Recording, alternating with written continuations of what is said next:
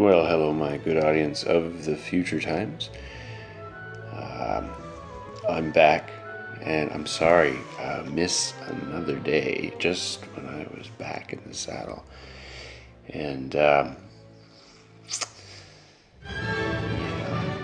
sometimes it's not as easy as it looks to just step up to the microphone and start sharing your most private, innermost, secret thoughts with all the people all over the galaxy in the future. Well, here we are, back. The commitment's the same.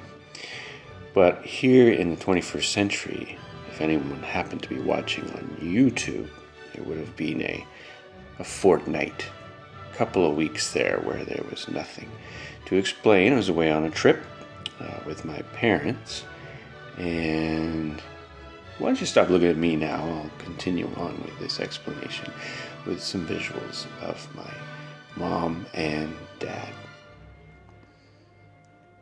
That's Richwood and Iriswood walking around the decks of the grandeur of the seas. So for the last 2 weeks, I've been accompanying my mother and father with my wife Carolyn on this cruise. We left Baltimore, went on down to Bermuda, then Nassau, Bahamas, and then a little island that Royal Caribbean Cruise Line owns. They've bought it from the Bahamas called Coco Cay. We'll get into that a little later, but we have to continue this daily on. So for that 2 weeks, I'm working on a singular video to kind of bridge the gap between then and now. Not exactly that much has happened, but hey, quite a bit has happened. So we're going to work on a piece, and these days what you're going to see is little clips from that trip as I'm working on them, thinking about them, and, well, sharing my thoughts. So that's for the people here in the 21st century, as well as the good creatures of the 31st century, because of course you'll be witnessing this too, but you will have seen the finished product first. So you see what I'm saying? We're putting the horse in front of the cart where it's supposed to be. Here we go.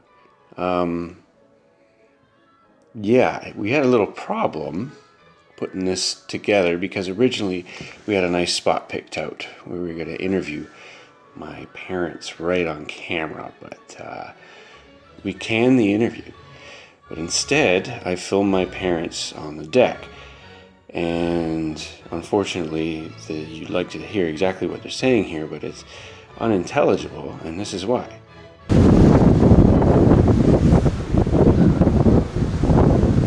That deck was super, super windy, and I didn't have any kind of wind mic of any kind. So what we ended up doing was having an interview out on a deck on a much less windy day later without the camera, and we just listened to their stories about getting married, coming over to Canada, and that was a nice thing, but of course the camera wasn't on for that. We were doing only audio, and it seemed maybe we got better results from the stories because didn't have that camera in their face. 62 years. Is that right, Mum? I can't quite hear you, I'm a little deaf. Is that right, Mum? 62 years? Yes. And do you remember which year was the best one? The best year? I would say 1974 maybe? Or was it 73? 74 I think, yeah, best year. Well, I would say 73 because that was the year we were told that we might have a son. Well, I wasn't aware of that. I didn't know we had any idea until old Dr. Dawson, when our son popped out, he said, "It's a boy," as if it was some kind of a miracle. Well, that's true.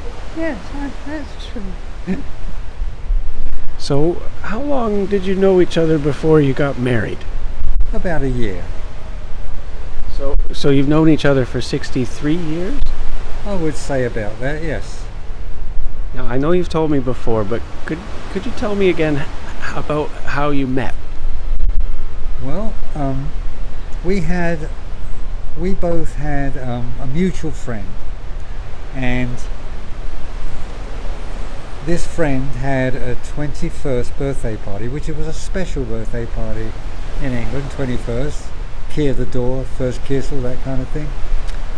And so we were both invited, unbeknownst to each other, because we didn't know each other, right?